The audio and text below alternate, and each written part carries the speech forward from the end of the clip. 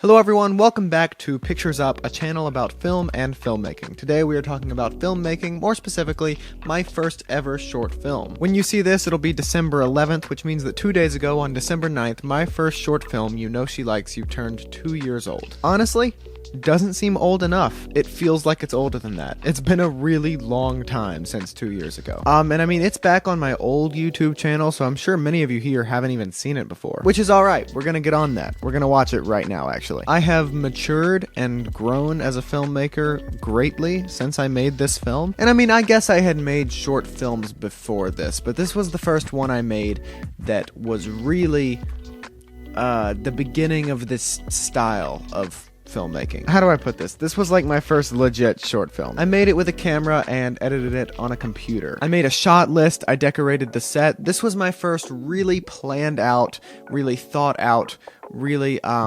elaborate and intentional short film. I don't think it's the best written thing in the world, but I think it is pretty well executed on the technical front, especially considering what I had to work with at the time, which was not very much. Looking back, I had very little in the way of lighting equipment. I had one camera, which is more than enough, but it was not a particularly good camera. Let me actually find it. All right, here it is. This is the, what is this? This is the Canon T1i, I believe. This camera is old. This camera has been around for a little while. This is really a camera made for taking photos. It's not really made for recording video, let alone for like making short films on. And it records video at 20 frames per second, I believe. The video you're watching right now is being displayed at 60 frames per second. So like when I move my hand like this, for instance, you're not seeing a ton of motion blur over here. And I'm not going to, but if I were to come and pick up the camera and kind of move it around a little bit, things would still seem pretty smooth. With smaller frame rates, you get a lot of motion blur. And so consequently, if the camera moves or jitters a little bit, that's going to read a lot more visibly on screen, which we will see when we go to watch the film in just a second. Now, a little bit of motion blur, by the way, is considered cinematic. It is considered standard. 24 frames per second has kind of been the industry standard frame rate for feature films, though some films have decided to experiment with higher frame rates. 24 is the absolute lowest that you will ever see in a feature film. So what we're about to watch is being displayed at 20, which is not great. Like I said, camera I used was not made for video. A couple weeks after I released that film, I upgraded to this camera. This is the Canon EOS Rebel T1i. This is a lot better. It records up to 60 frames per second, 1080p as opposed to 720p, which is what this one was working with. Anyway, let's go ahead and start watching this thing. All you gotta do is make the phone call, man. Oh, the sound design is awful. I edited this in iMovie, which has its limits, but sound is not really one of those limits. You can kind of do the things you need to do with sound in iMovie. At least the very basics, like you can detach the sound from the clip, you can fade out the ends so that the clips flow together more smoothly, and I believe I'm doing that here. They just don't fade very well at all. The microphone I was using at the time, it was this tiny microphone that would plug into your phone. And it got pretty decent sound quality for what it did, for the fact that it plugged into your phone, and that was how it operated. I mean, it was pretty decent for that. And also, this thing does not have a microphone jack on it anywhere. I had a video camera.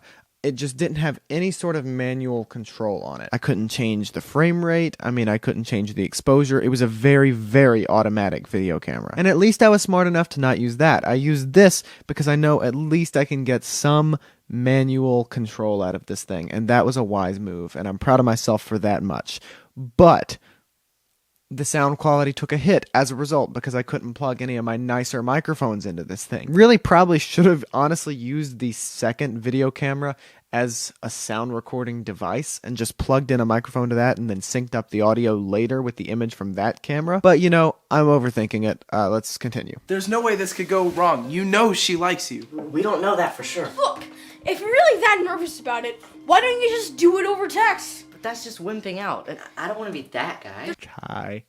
Ty, my boy Ty, our lead actor here. He's doing a good job. He's doing good.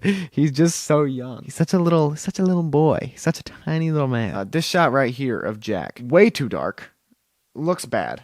Not very well lit at all. Also, this shot has been digitally stabilized a lot. See how the whole environment in that shot just seems to morph Yeah, that's because the shot is trying to stabilize, but it is also moving. And the editing software is having a hard time figuring out where the motion is trying to go, where it should be, and so it's trying to figure out what motion should be canceled out and what motion is part of the shot. And you get that look with digital stabilization sometimes on moving shots. And usually the solution is to not use digital stabilization because it looks freaking weird. Obviously, not the route I took. That's all right. That guy? There's nothing wrong with being that guy. I've been that guy. It's probably why you're still single. Brian, why don't you just shut your trap? You're single too. All right, man. Are you gonna do it or not?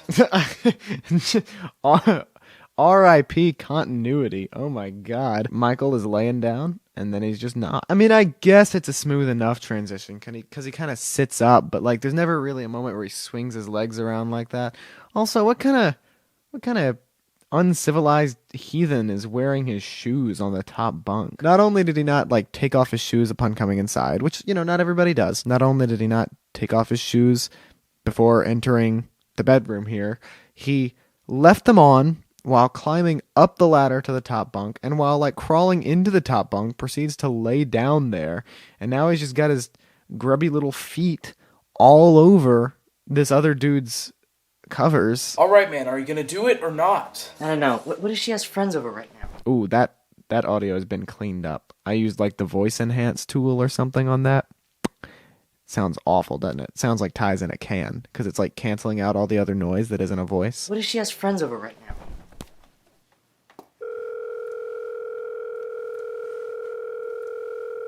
Also, the just dumbfounded silence from Ty's character when the other guy takes his phone. He's just like,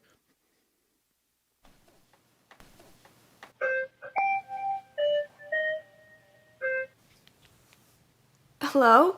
all right, this is my sister's room. My sister has let me use her room for like several projects at this point.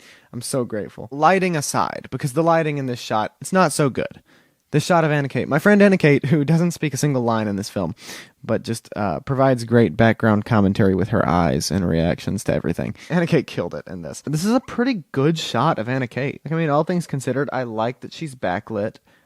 She needs more front lighting, sure, but that's not the worst shot in the world. Hey, Evelyn, it's Andy. I don't know if you're busy, but I just sort of wanted to talk to you about something. Yeah, sure. Are you alone? Yep. Are you alone?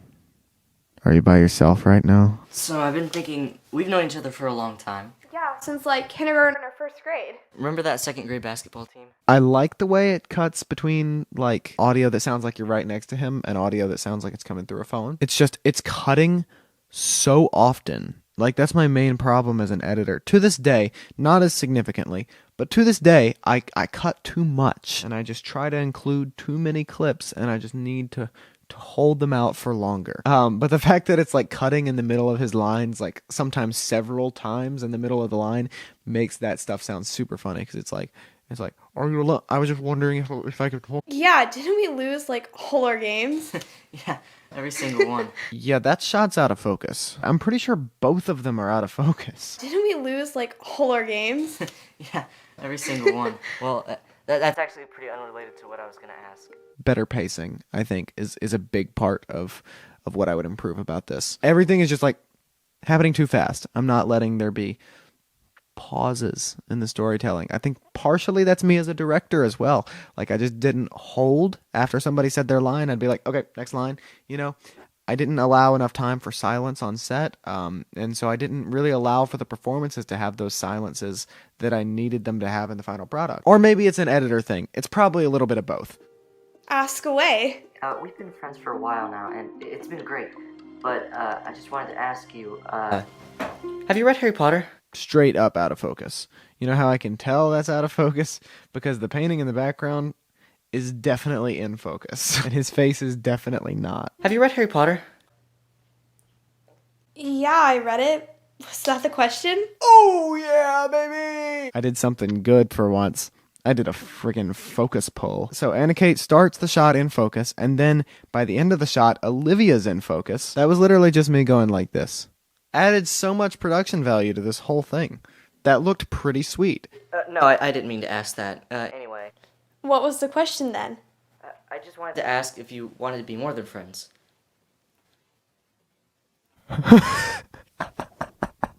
Anna Kate's face back there is like, oh. Andy, Yeah? I don't think that's the best idea. Oh. Oh, that reaction shot from the boys. They're like, oh! Oh. We're just such good friends and It's totally fine. I understand. Okay, this shot through the window, though, pretty sweet. I went outside to get that shot.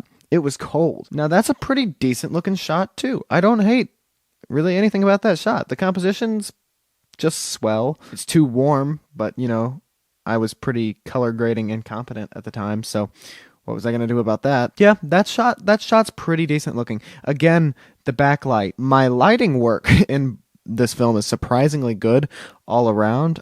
Really, the only trick is that none of the overhead lights are on because they cast these weird harsh shadows down your face. And it's really just like all these practical lights is where 90% of the light is coming from. Just a lot of lamps and stuff. And while I could have benefited from like a panel or two as like a supplementary light, really using practical light makes everything feel very motivated and real, gives the whole thing a much more dynamic look. Like if I just had the overheads on, then it'd be very flat looking. And so I like how this looks. It's not perfect, but I think the lighting in the film is pretty solid all around.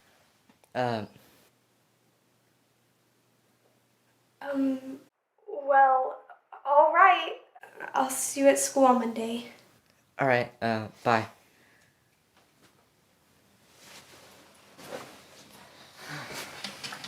That was rough. I would have never guessed that would have happened. Ouch. We'll play some video games? Sure. This shot.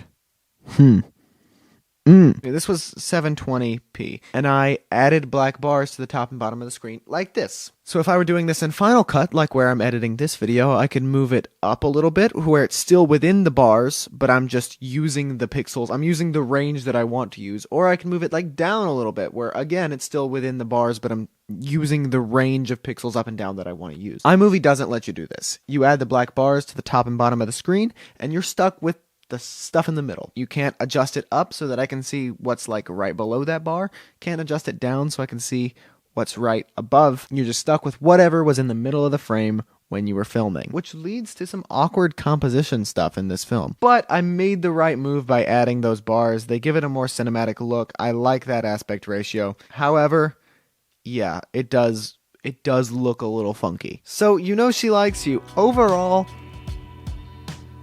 you know, it's fine. It's not the best written thing in the world. I think that's its biggest crime, is that it's not very interesting. He calls the girl, he gets rejected. That's it. The idea was that I would like get your hopes up and make you think that she was gonna say yes, and then she does it and it's like, what? Twist ending. It's just not a very compelling story all around.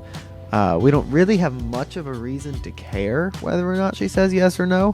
I didn't really give you much attachment to Ty's character as a person. So, you know, who cares? But from a technical standpoint, it's pretty good. There's like some weird digital stabilization, some bad editing choices, some rough around the edges lighting, although the lighting is one of its stronger features. There's some stuff technically that it definitely doesn't have going for it, but there's also some real strong suits, especially considering the limited stuff I had. I mean, I had like this crappy little camera that shoots 720p at 20 frames a second, but I managed to produce a semi-cinematic looking image with it. And the performances, despite being edited together in a fairly choppy way, the performances are pretty good, especially Ty. It's hard not to sympathize with him. Where is it? In this like close-up, he does like a little thing with his eyebrows where he's looking all sad. He's so sad looking. You're just like, oh, Ty, I'm sorry. And Olivia does a great job. Anna Kate does a great job. Never says a word. Absolutely kills it. Her facial expressions are never not on point back there. 2 years ago, first legit short film with a legit camera and like a legit crew. Like I had first and second assistant directors, which I haven't had in a while even. Like I had a bigger crew than I've had even on the more recent and better short films I've made. We had a storyboard artist. I forgot about this. My friend Tegan did storyboards for this film and they were fantastic. This whole thing was to be entered into a technology fair, and so the main point of this project was not story. It was to take a pretty basic story and then max out technologically the execution of it. And given what I had to work with at the time, I did it. And I was able to explain what I did very well, which I think is great for tech fair and that kind of thing. Just know what you're talking about. I knew what I was talking about when I made this thing, and when I gave my presentation on it, I was very clear and very concise, and I understood what I had done. And I think that was a huge part of what gave this so much success in Tech Fair. And apparently it showed, because this won first in the state in 7th and 8th grade video production. So yeah, You Know She Likes You. It's a film. I made it exactly 2 years ago. I've come a long way since then. If you haven't seen my most recent short film, A Halloween to Forget, go ahead and check it out. Yeah, this has been a retrospective on You Know She Likes You, my first legit short film ever. I will see you in the next video. Until then, I'm Sam Morgan, and this is Pictures Up.